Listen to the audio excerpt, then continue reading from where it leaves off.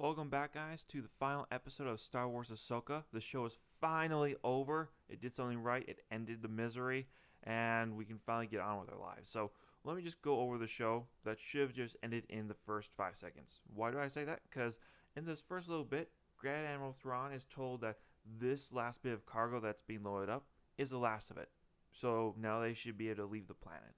But for some reason, Thrawn orders for the space ring the space hyper jump ring to come down to the planet so the Imperial Star Destroyer can dock with it. Now, why is that an issue? That's a major issue because back in episode 2, Obi-Wan Kenobi was using a hyperspace ring to jump in space. It's been 20 years past that, so I feel like the technology should have evolved for capital-sized ships. So the mere fact that the writers are bringing it down is idiotic, it's dumb, it makes no sense because there's no reason for that. You got your ship loaded up, now get everybody into the ship and go into space. There's no point. There's no point except except to let our heroes get to the ship in time to stop Thrawn. That's literally it. There's no reason why Thrawn should be staying on the planet. He should be in space and they should be leaving. So that's a big issue in the show. The scene, it's not that bad. The dialogue is okay, somewhat. Thrawn thanks his sisters for their help. Morgan here, she gets promoted. She gets some nice green marks on her, kind of cool. She gets an awesome flame sword here. So I guess she's now a sister, warrior sister for the sisters, I guess. Kind of confused what's going on there. They don't really explain it that well. Thrawn here orders his troopers to go find Ahsoka and the TIE fighters and shoot them down. Not really sure why you didn't already do that. Why you called back your TIE fighters and not destroy the Jedi Starcraft in the last episode. I know you took your men back, but why didn't you send out more TIE fighters to go shoot down their starfighter? So, not a lot of sense made there, but at least he's doing it now. Speaking of our heroes, guess where they are? They are in their spaceship, just hovering above the little crab aliens, and Ezra's working on his lightsaber. Why is he working on his lightsaber, you might ask? Because doesn't he already have one? You know, the one that Sabine's holding, the one that she didn't make? Nope. Apparently, he's completely abandoned that, and, now he needs a lightsaber. Even though in the last episode he said that the Force is his ally, and that's all he needed. Oh, wait, I'm sorry, I forgot. He had to pick up a blaster and use that to defend himself, so my bad. So, yeah, I guess this scene does make sense, because he wouldn't want to go grab his old one and use that, because Sabine certainly has no idea how to wield it, at least not as efficiently as a Jedi should. But who am I to judge? Anyways, in this scene, they have a nice little conversation about Kanan Jarrus. For those who don't know who Kanan Jarrus is, he's been mentioned once in this entire series back in episode 3 that he's Ezra's master and he was an apprentice at the Jedi Temple during the Purge and all that stuff. Not very important character. They don't really mention him at all in this series, which he should have been mentioned more along with Zeb. Like, why aren't these characters here? You never really get that sense in the show, so that's just kind of weird in my opinion. But they have a kind of a touching moment here. Anyways, Sabine and Ahsoka start having the little talk. Now, you would think at this point, this would be a great point where Sabine's taken down a peg, scolded, condemned for her actions. No, instead, she's girl power, way to go. Yes, no, I get you. I totally understand, girl. Your gamble paid off. We have Ezra. Not, hey, you completely endangered the galaxy. You betrayed my trust. You're completely acting as selfish here. I was right to throw you away as an apprentice. None of that stuff here. In fact, this whole thing, if you think about it, this is no longer the Ahsoka show. This whole thing has been the Sabine show. Everything that's happened has been pretty much focused around Sabine and not really Ahsoka. Ahsoka feels like she's just been a passenger throughout this entire show, just following Sabine and what she wants to do. I might be wrong there, so let me know in the comments below. I really feel like Ahsoka hasn't really had all that much of an impact on the show, except for the very first one, and that was giving Sabine the map to the stars. Otherwise, Ahsoka has just been following the events, not really been the cause for it, which doesn't make any sense because this is her show, but her decisions seem to be secondary to Sabine's, who's driving the show. So you should really call it the Sabine show and not the Ahsoka show, in my opinion. But hey, what do I know? I'm just a reviewer here. Anyways, they continue to have this girl power talk, and Ahsoka asks like, "Hey, by the way, have you been keeping up with your training? I know it's only been like a day or two, but you know, I really would like to see you be a master by now." Like, Ahsoka, what do you expect Sabine to have learned with being in captivity for just the last 2 days? Like, they talk about like how you kept up with your training, like it's been some long time period, but according to the show, it has not been that long at all. So I'm a little lost on what we're supposed to expect for the time length in the show. It doesn't make much sense to me, but again, they've always had an issue with conveying length of time between characters seeing each other. Like, what we see is this has really been only a week of events, but we're supposed to feel like it's been like weeks or months. But hey, it doesn't matter that much because as they're having this conversation, all of a sudden they see some TIE fighters come over the ridge and start blasting their ship and are somehow able to damage it. Now, why is this an issue? Because we've seen the ship get hit multiple times by either turbo lasers, other starfighters, but it just took a pair of TIE fighters to come by, just do one flying past to strafe it, and does this much damage? What the heck? Like, I don't understand how that happens except for plot reasons. We need something to happen here because we got these little guys who are following them underneath who might get crushed by the starship. First, why are you still with them? Why are you still hovering over these guys? You should be up in the air, away from them, headed to Thrawn. That's my first issue. Two, why are they underneath your starship? It's not like anyone's going to come by and bombard them or destroy them. Like, if Thrawn wanted to kill them, he could have done it already. There's no point. There's no reason to come after these guys. So I don't understand. Like, you're not protecting them. I don't understand what you're still doing here. Now you've just endangered their lives. So this whole scene makes no sense. But Ahsoka and Ezra down here to use the Force to lift up the starship before it falls to crush these guys. So I guess that's good on them, but still pretty dumb in my opinion. Oh, we also get I fixed the compressor scene right here. Like, what the heck? How's Sabine known anything about StarCrafts? Like, honestly, she is the Mary Sue of this entire series. She knows things that she shouldn't. She's just a warrior. She shouldn't know how to fix a starship. And yet, somehow she's able to get in here and fix the starship enough for her and Yandu to do some maneuvers. Don't ask me how. It doesn't make any sense because they use the ship as a literal battering ram. What do you mean by that, Carl? I mean, when the starfighters are coming back for another pass, when they see the starship on their scanners, they're able to somehow get a massive burst of speed to just ram into the TIE fighters and destroy them, and then crash land into the ground here. How does that happen? Like, the starfighters are clearly coming right at you. They have you on their scanners, they should see you coming. And honestly, when that ship blasts off towards them, it's not going at a very high speed. In fact, the fastest object are those TIE fighters. So those pilots are either really stupid or the writers just thought we were idiots for watching it. I have a feeling that it's going to be the latter option of what's going on here. Now, you would think that this has completely ground the ship. There's no way it's going to fly again. Oh, but she does fly eventually because we're not done with the Lord of the Rings references quite yet. You think that Ahsoka the White was the only one? Oh no, the Eagles are coming, baby. The Eagles are coming. But regardless, another animal that they're going to be using here are those rat dogs. They're going to ride those to Thrawn instead of, what they should have done is just fly right there. No, now that your ship has been crashed, you're going to jump on those dogs and go and ride to Thrawn. Great idea there, guys. Well done, really. Thrawn is informed of what's happened, that the starfighter has been damaged, but they also lost their TIE fighters. Thrawn's like, okay, yep, they're coming for us. Prepare a ground assault. We then cut to a scene where Morgan is preparing the troops to go down and fight the Jedi. With their troops now properly motivated, everything is now set for the rebels to arrive.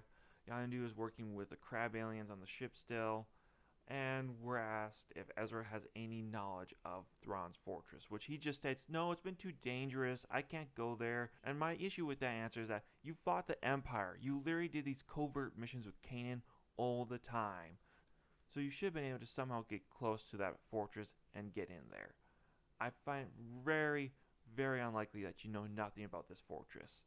At least knowing the patrols, like, yeah, I see the guys come in every time in the morning and leave every time at night. I know that they take this many men. I know what we can expect going in, at least the ground floor. like at least some kind of idea, but nope, he has no idea. He was a coward. He didn't want to go near danger at all. And the reason why I call him a coward is that he's a fighter. He's been in these war situations. So he should have gone in there, in my opinion. But no, can't have that. That'd be too masculine to have Ezra do something like that. Anyways, they start their assault. Thrawn sees them coming and orders the starship to start blasting them on the ground. Now, you think that an ISD's turbo lasers would be able to hit slow moving targets.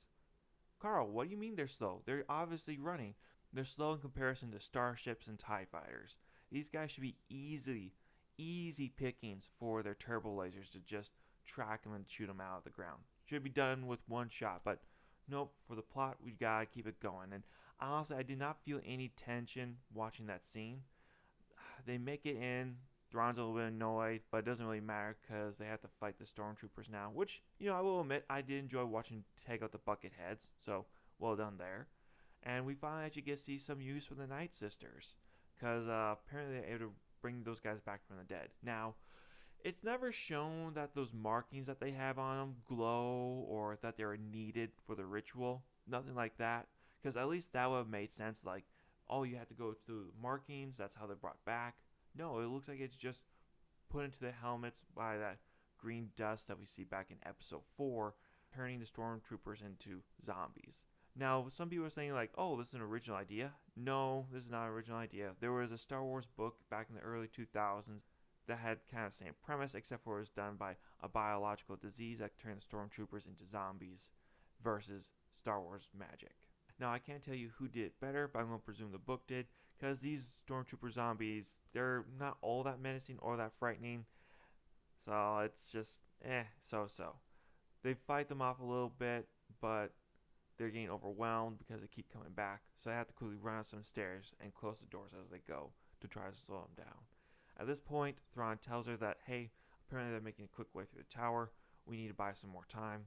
Morgan understands, so she goes to face Ahsoka. So, well done, Morgan. You show that you have true bravery and the sacrifice for the Empire. She actually gets to do something in this series besides just stand around and do nothing. We then come to this scene here where the stormtroopers are breaking through, and Ahsoka has to face off with Morgan, who has that nice, awesome green blade going. Now, this fight, it's okay. It's just kind of mediocre. Nothing all that special, in my opinion. And we have Thrawn entering the bridge of the space rink for some reason. He should be on his Imperial Star Destroyer and not in this thing. Like, it doesn't make any sense for him to be on this command bridge, except for the fact that Disney wanted to cheap out on building another set, so they just have Thrawn use this as command post. Next scene, we get to see Sabine and Ezra fighting these death guards, looks like. Seem to be a little more severe than those other stormtroopers they're fighting. I think they were reminiscent of Rogue One when they had those black Death Corp guys, so they seem kind of badass, but it's then revealed that they're zombies as well, and they can handle being shot by blasters. It doesn't look good for our heroes as they struggle back and forth. Sabine is able to use her force pull, grab the lightsaber, so we finally get confirmation that Sabine can use the force, unfortunately, so she is now a Jedi. But she does something really dumb here. She uses the lightsaber to blast through this guy's head. Like, he's dead. Like, it shouldn't matter. You should be having to hack his limbs, cut him to pieces. But nope, she just puts it right to his head, turns the lightsaber on, and it goes right through him. So I don't really understand why that was able to work. She should have just had to chop off his limbs because he's undead now. But okay, that's how they want to do it. Anyways, she breaks free from this guy, and together they're able to finally defeat the last guy with decapitation. Now, it is nice to see that decapitations are back in Star Wars, but still, it's just so-so. The fight with Morgan continues. It's not that much of a fight. Ezra and Sabine see that the ISD is getting away, so Sabine tells Ezra, hey, you gotta use your force jump to get there. And I'm like, why are you telling him this? This should be something that Ezra's like, okay, I gotta go use my force jump here and get to the ISD. Also, where's her jetpack pack? Like, she's in Mandalorian. What happened to that? Right now, that'd be a great thing for you to have. It's almost as if the writers forgot you had it. This scene's just dumb and lame. Took way too long. But yeah, it's just, it's not that interesting. Ezra gets up here after some encouragement from Sabine, and throws the stormtroopers down. Sabine's about to come up here and join Ezra when Ahsoka comes back onto the platform fighting Morgan and now the zombie soldiers. Not wanting to abandon Ahsoka, Sabine stays and helps Ahsoka fight, and then they eventually get the upper hand against Morgan as the ISD flies away with Ezra on board. Ahsoka has to call in Yandu to see where he's at, and apparently he's coming somehow. Don't ask me. I thought that ship was total. According to him, it's going to take a long time, but apparently it just was going to take a half an hour at most, it looks like. So yeah, I guess it didn't take much time at all. There's a couple more stormtroopers that come by, so Ahsoka and Sabine needs to fight them as the ISD continues to fly away. They have their little Isengard scene where they have to jump off the tower onto the ship and then fly away as the ISD starts opening fire on the tower. That's somewhat interesting, I guess, but not really. And then that's pretty much the end of the episode. I mean, they keep chasing after Thrawn. Thrawn calls them and kind of mockingly laughs at them. But there's nothing really more that happens here. They just fail to capture them. And for some reason, they return back to these guys, Ahsoka and Sabine does. I don't really understand why you came back here. Shouldn't you be like trying to meditate and reaching out to those space whales to come back and give you a ride? But, oh well, I guess not. Hey, the apprentice finally shows up again. Apparently she has decided to go back to Balin, and she's now joining the mercenary group. Balin's over here, staying on top of the Numenorian king, because that looks pretty much exactly like that scene in The Lord of the Rings where that guy has his hand stretched out as Balin looks over an empty valley. We cut then to Thrawn entering Dathomir for some reason, though I'm going to presume that all these guys are just dead stormtroopers that he's going to bring back, which I don't really understand why you'd want to do that, because from what we saw with the fight with Ahsoka and Sabine and Ezra, these guys weren't all that efficient. Like, yes, they'd come back from being shot, but you just throw a couple grenades at them and blow them to pieces, and you're good to go. Like, these are pretty much automatons at this point. Now we have the next greatest scene. They let another Sith or bad guy shuttle land on a home one. You would have thought after the last time this has happened, you guys would have blasted this thing out of the air. But nope, they just decided to let another shuttle land on their starcraft. So I can't even blame that first Republic commander anymore, because apparently this is Republic protocol to let your enemy spacecrafts land on your ship so that they can slaughter your crews. Well done. Well done. Like, what the heck? This is completely dumb. You should be blasting them at this point. You should never allow them into your hangar base. But nope, they allow them to land, and voila, it's Ezra. He's home. Well done, everybody. Now, they make this such a dramatic scene, but it really honestly should have just been like, hey guys, this is Ezra. I'm coming to land. It should have been a massive party welcoming him back versus no one knowing who he is. Like, that made no sense. You should have known who this was. Also, you know what would have been an even better ending scene? Is for Ezra to be on Thrawn's ISD, sneaking into the control room and sending out a coded message to Hera saying, hey, this is Ezra Bridger. I'm back in the Star Wars universe, and Thrawn's back as well. We're over the planet Dathomir, and he's like, cut off there. That would have been a great way to end the episode and the series. But, no, we're just leaving it off on this happier note. I guess we do have this one last extra scene where Sabine and Ahsoka are looking at the sky, and Sabine says like the light's calling to her for some reason. And it doesn't matter. And then we finally get the last shot of Hadrian Christensen in the scene, which is cool, I guess, but is what it is. So that's my review for Ahsoka. It's okay.